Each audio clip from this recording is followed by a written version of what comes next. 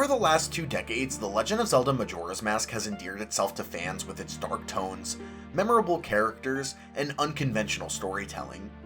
Rather than trying to fill the impossibly big shoes that Ocarina of Time left behind, Majora's Mask instead opted to take the Zelda franchise in a different direction with a heavier focus on world building and personal relationships.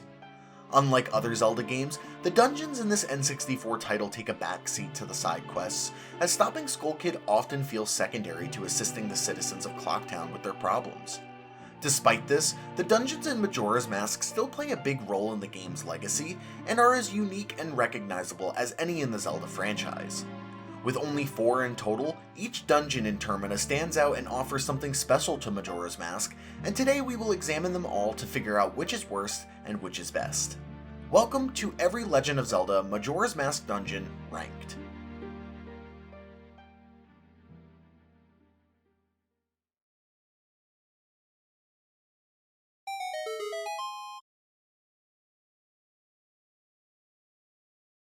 An aspect of Majora's Mask's initial 3-day cycle that I admire is how it gives players a chance to familiarize themselves with the game's mechanics and controls before setting out for Woodfall Temple. Unlike A Link to the Past, which rushes the player to Hyrule Castle, or Ocarina of Time, which quickly sees Link enter the Great Deku Tree, Majora's Mask instead takes its time setting up its first dungeon. By the time you reach the inside of Woodfall Temple, the player has already completed a myriad of different tasks and spent several hours in the land of Termina that has prepared them for this moment. As a result, Majora's Mask doesn't have to hold back with its puzzles and difficulty, preventing Woodfall Temple from simply serving as an introductory course on the various mechanics of the game, and instead allowing it to stand as a fully realized and competent dungeon. That being said, Woodfall is still the first temple, and as such is by far the shortest and easiest dungeon found in the game. While the puzzles are not as straightforward as you might find in other starting dungeons throughout Zelda, they are made manageable thanks to Woodfall's lack of depth and small size in comparison to Majora's Mask's other temples. Even when tracking down the stray fairies, your spatial awareness is never really challenged, resulting in a critical path through the dungeon that isn't very complicated. Furthermore, Adalwa is the easiest dungeon boss to beat in the game, with several mini-bosses encountered later on exceeding his challenge. Because of this, it's pretty easy to cruise through Woodfall Temple without getting stumped for too long, making the experience less stressful than other dungeons because the concern of running out of time never really materializes. Fortunately, this also allows you to take your time and appreciate the other elements of the dungeon that help it to shine. Woodfall Temple's strongest quality by far, and the aspect that it executes better than any other dungeon in Majora's Mask, is its theming. Although the other temples do a commendable job of incorporating elements from their surrounding areas into their design, Woodfall's ability to work in and expand on the tropes found within the Southern Swamp remains the most impressive to me. Whether it's using the carnivorous lily pads as platforms to traverse the poisoned water, lighting torches with Deku sticks acquired from fallen Deku Babas, or utilizing Deku flowers to eliminate dragonflies and traverse dangerous paths, nearly every puzzle has an organic aspect to it. Woodfall's immersiveness can largely be linked to this ability to make the puzzles and enemies feel natural, but credit must also go to the dungeon's entrancing tribal soundtrack that ties everything together. It's the final piece that completes the wild, untamed atmosphere that defines Woodfall Temple. Past aesthetics, I also really applaud how Woodfall reinforces the game's most prominent themes. While each dungeon focuses on lifting the curse plaguing the temple's surrounding area and freeing the spirit of its boss, Woodfall doubles down on the concept of healing explored in Majora's Mask by having Link heal the temple itself. By purifying the water within the temple and eliminating the evil monsters found throughout, Link is able to complete Woodfall Temple's restoration, turning it back into a place suitable for Deku worship. This makes traversal throughout the dungeon a little less daunting, and serves as a reward for Link's effort and selflessness. Moreover, it drives home the idea that Link's actions have important and impactful consequences outside of his own personal quest. In the end, in spite of these praiseworthy qualities, Woodfall Temple just doesn't do enough to justify being ranked ahead of any of Majora's Mask's other dungeons. While the Deku transformation is enjoyable, by design it's the most restrictive and vulnerable of Link's transformations, which makes it my least favorite to play as. Having a dungeon built around this form makes it somewhat less interesting than the other temples by default, especially when you consider that Woodfall doesn't do anything innovative with the transformation. In fact, by the dungeon's end, I'm usually looking forward to having a break from playing as Deku Link, as it has seen extensive screen time thanks to the first cycle and Deku Palace. All that said, I don't want to paint a picture that Deku Link is a bad transformation, but much like Woodfall as a whole, it just doesn't compare favorably to the other offerings in Majora's Mask. Unfortunately, the reality of creating rankings is that something has to take last place, and though Woodfall Temple takes that spot, it is still a solid dungeon that should be remembered fondly.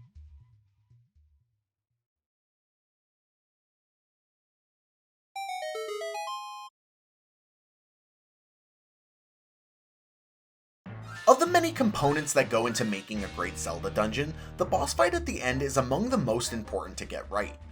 Without a memorable or satisfying fight to cap things off, an otherwise terrific dungeon can wind up seeming disappointing. In Majora's Mask, thanks to the 3-day mechanic, this is especially true as it's one of the few Zelda titles in which you will need to refight bosses more than once.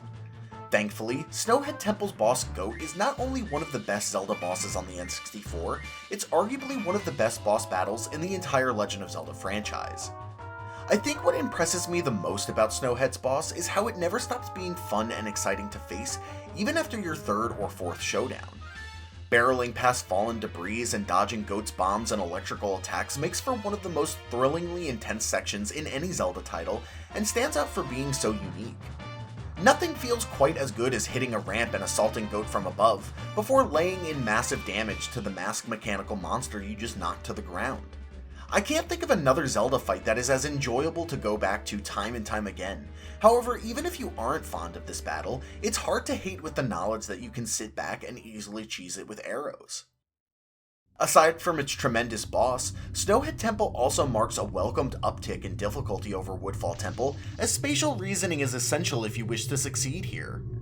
Whereas a majority of Woodfall Temple's rooms served as one-off challenges that you must overcome, Snowhead decides to take a more interconnected approach centered around its giant pillar mechanic. Players are now tasked with finding a way to drop the icy pillar to the correct floor so that they may progress up the dungeon, forcing players to pay attention to small details like each door's color to remember which path is the correct one to take. This extends to the stray fairies as well, as several puzzles revolve around returning to a particular room after making an action or acquiring an item to free them. I really appreciate this design because it winds up making it more rewarding when you make it to the boss chamber or cash in the fairies for the double magic upgrade because you know you really earned it. But Snowhead Temple loses some favor with me when I look at its overall aesthetic. While I appreciate the layout of the dungeon, it simultaneously has some of the most bland and forgettable design in the game. I do enjoy the spectacle of Snowhead's central chamber, but when I compare many of its other rooms to the rest of Majora's Mask dungeons, or the Ice Cavern of Ocarina of Time, I can't help but want more from its theme. Truthfully, I never understood why several areas are filled with lava, or why many of the enemies, like the lava bubbles and fire-breathing Dinalfos, go against the dungeon's aesthetic. It feels like a letdown when you have this wondrous snowy area that leads into a dungeon shaped like a giant freezered enemy, only for it to underwhelm with unoriginal recolors of previously seen enemies and an unremarkable music track. In spite of this, Snowhead Temple still manages to deliver a satisfying dungeon experience that's enjoyable to go back to time and time again. The fact that you never have to use the switch on the bottom floor to reset the central pillar if played correctly really speaks to how solid the level design is in this dungeon, and I've always enjoyed the sense of progression that comes from ascending Snowhead's many floors in one shot. It always feels so freeing when you finally get the fire arrows and the dungeon really opens up, giving you so many tasks to complete, while also eliminating your fear of falling in the central room because you now have a way to make it back up quickly. And while I may not be fond of having to fight two separate Wizrobes, I'm willing to look past it because Snowhead has great pacing and does a tremendous job of consistently rewarding the player with stray fairies and other valuable items. All said, Snowhead Temple is a respectable dungeon that I look forward to whenever I play Majora's Mask, with perhaps my favorite boss in Zelda history.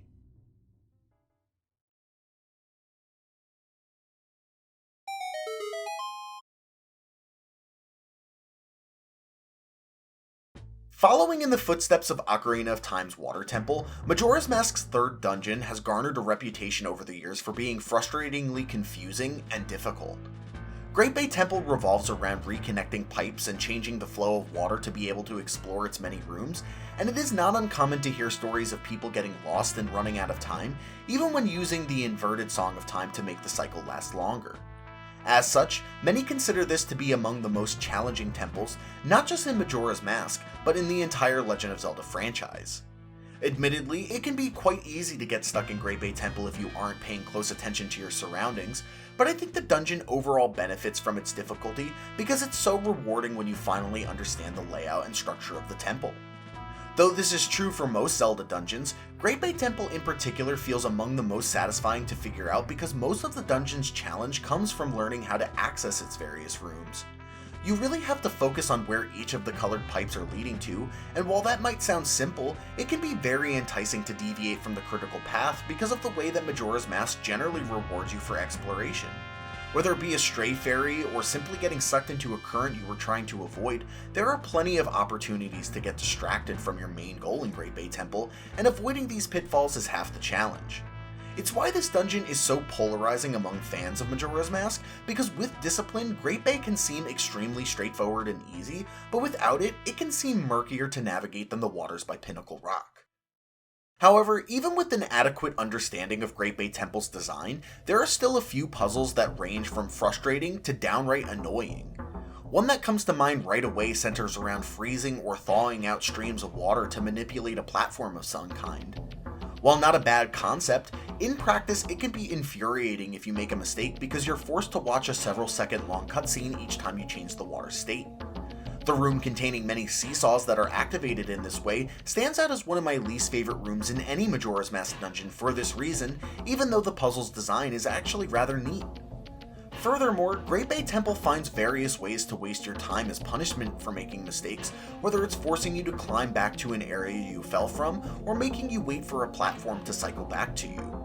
This can quickly get under your skin if you make the same mistake more than once, and even though I try not to fault dungeons for user errors like this, it's almost a guarantee that these little mistakes will happen at some point.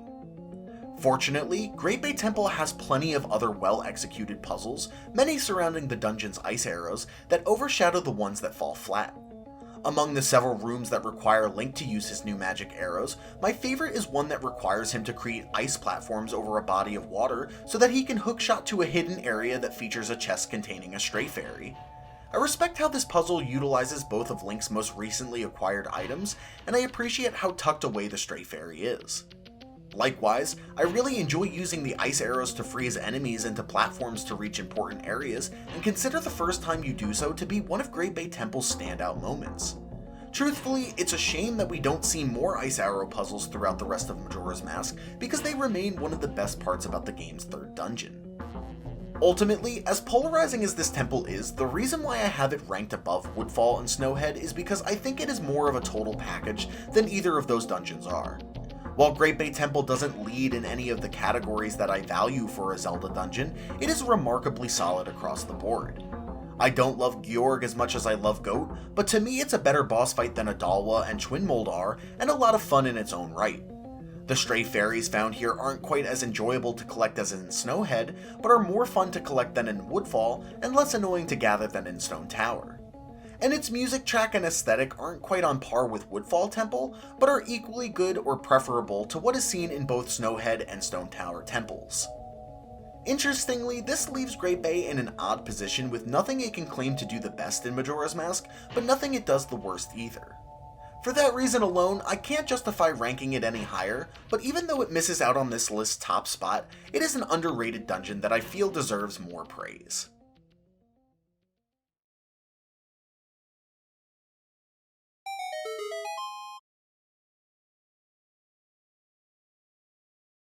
In the pantheon of great Legend of Zelda dungeons, Stone Tower Temple proudly represents the best that Majora's Mask has to offer. As the game's final dungeon, it is the ultimate final test before the showdown with Skull Kid, and appropriately challenges players with their most difficult trial yet. Whereas each previous dungeon focused on puzzles designed around just one of Link's transformation masks, Stone Tower Temple instead requires players to frequently switch between Deku, Goron, and Zora Link forms to find the path forward. This allows Majora's Mask to push the limits of what a temple can ask of the player, while giving Stone Tower a sense of progression that the other temples can't match. This results in one of the most rewarding and memorable dungeons in Zelda history that has no shame in asking the players to have a deep understanding of its layout, gimmick, and controls to progress. What I've always admired about Stone Tower's difficulty is how it is spread evenly across many different gameplay categories. Not only is your spatial reasoning challenged more than ever here with the dungeon's inversion mechanic, but you must often execute precise movements in tight timings in order to obtain stray fairies and advance further into the dungeon. Additionally, Stone Tower's heavier emphasis on combat, which fittingly reinforces the militaristic themes of Icona, provides a greater, more persistent challenge than seen in Termina's other temples. In particular, the fights against the Garrow Master and scythe-wielding Gomez stand out as unique and interesting fights that test your skills on the same level that several dungeon bosses do. And to be expected, Stone Tower's puzzles are by far the trickiest to solve in the game, requiring patience and a good intuition to figure out. Aside from a fun and satisfying challenge, Stone Tower Temple also has one of the more awe-inspiring dungeon designs in Zelda. It's always a cool feeling to walk past a chasm that you know leads to the sky, as it really adds to the immersion and sells the fact that the dungeon has been flipped. Much like with the inverted castle in Castlevania Symphony of the Night, it's hard not to be impressed at the careful planning that it took to design an area that works as well upside down as it does right side up. It gives the dungeon two distinct identities and makes for some really creative puzzles. One of my favorites sees Link spawn a treasure chest that can't be accessed until the temple is flipped, but can still be used to make it to an otherwise unreachable platform with the help of the hookshot. It's such a brilliant use of the treasure chest because it feels good to move on in the dungeon, but then you're doubly rewarded when you come across it later on to receive another stray fairy. However, despite everything that Stone Tower Temple does well, its reliance on the Elegy of Emptiness remains a black mark on its reputation that I can't overlook. Much like the freezing and thawing puzzles in Great Bay, this is not an inherently bad concept, but the execution in-game leaves much to be desired. Unfortunately, Stone Tower's use of this song was doomed to fail before the temple even started, as the game intends for you to play this song a minimum of 9 times before you even reach the dungeon's entrance. Even with the knowledge that you can cut that down to 3, you will still play this song too many times throughout the entire Stone Tower experience, and it grinds the game to a halt each time it's required. While perhaps not as bad as the Iron Boots fiasco in the Water Temple, it approaches that level of tedium and holds Stone Tower Temple back from being a perfect Zelda dungeon. That being said, no Zelda dungeon is flawless, and Stone Tower still remains as my pick for the best dungeon in Majora's Mask, and possibly all of 3D Zelda. In truth, it deserves its own full video to break down all the elements that make it one of the quintessential dungeon experiences in the franchise, because there are so many of them I couldn't possibly address them all in this ranking. Needless to say, there is a reason Stone Tower Temple has the reputation of excellence that it has, and whether it's a result of its phenomenal and catchy soundtrack, immersive and entrancing aesthetic, one-of-a-kind Giant's Mask, or brilliantly designed layout and puzzles, Majora's Mask's final dungeon seems to leave a lasting impact on all who play it. In the end, it is more than deserving of the top spot on this list, and remains a must-play for any fan of Zelda dungeons.